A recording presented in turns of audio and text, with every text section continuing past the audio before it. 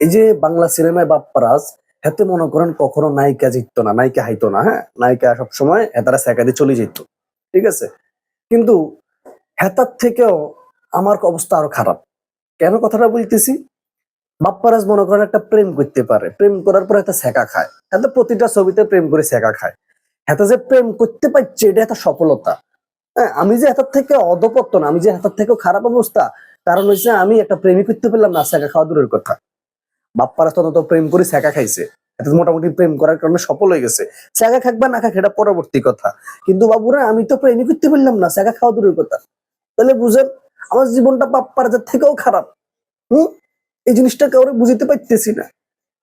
হম, বাপ্পারাজরে সবাই হাসি ঠাট্টা করতেছে যে বেটা সবসময় ছ্যাঁকা খায়। হ্যাঁ, তাহলে আমার হলে কি করবেন কোন এবার? বাপ্পারাজ বেটা তো তাও মনে করেন প্রেম করে ছ্যাঁকা খায়, আমি তো প্রেমই করতে পারলাম না, ছ্যাঁকার মজাটা বুঝবো কি, প্রেমের মর্মটা কি বুঝবো কন? হ্যাঁ, আমার জীবনটা যে বাপ্পারাজের চেয়েও খারাপ। হুম, এটা তো বুঝতেছেন নাকি? আহ